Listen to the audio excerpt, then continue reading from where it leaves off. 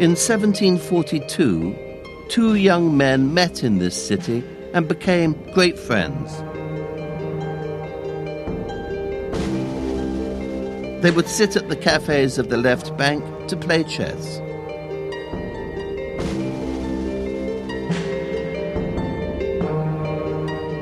Here, they had ideas that became the seeds of the Romantic Revolution.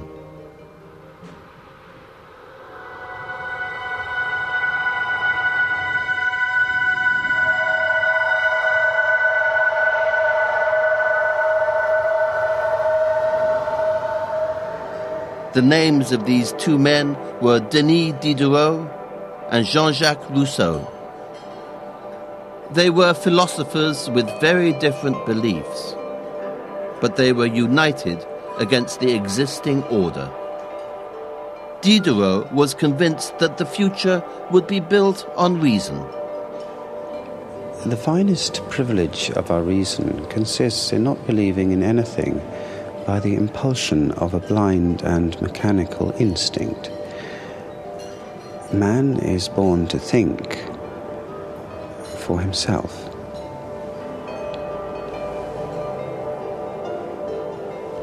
But Rousseau championed feeling over thought. He was freely emotional, plunging himself into moods of the deepest dejection and the most serene happiness. He cried openly and often. To feel is to exist. And our feelings come, most incontestably, before our thoughts.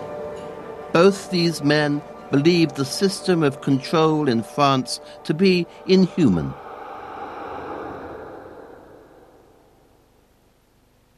Both were preaching freedom and liberty for the individual.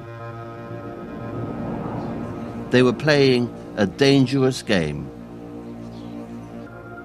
Yet he was not the only one in chains.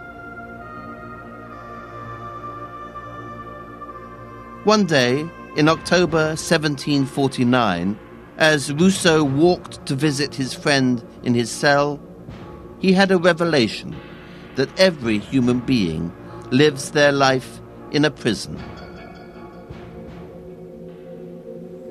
Man was born free, and everywhere he is in chains. All at once I felt my mind dazzled by 1,000 lights. A crowd of splendid ideas presented themselves to me. Civilized man is born and dies a slave. The infant is bound in swaddling clothes. The corpse is nailed down in a coffin. All his life, man is imprisoned by our institutions. Life is not breath, but action. The use of our senses, our minds, every part of ourselves.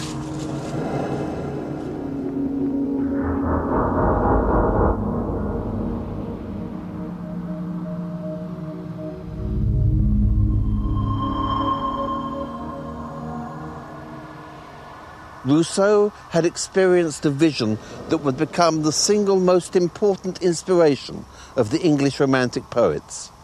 He had seen that emotion could unlock the prison of civilized society.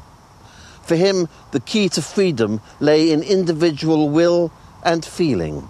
Rousseau believed that man in his natural state is essentially good, that science is wicked, that civilization is harmful, and that all cultures are corrupt. Nature never deceives us. It is we who deceive ourselves. Our greatest evils flow from ourselves. Man confuses and confounds time, place, and natural conditions. The more we are massed together, the more corrupt we become. Rousseau was calling for the end of civilization itself.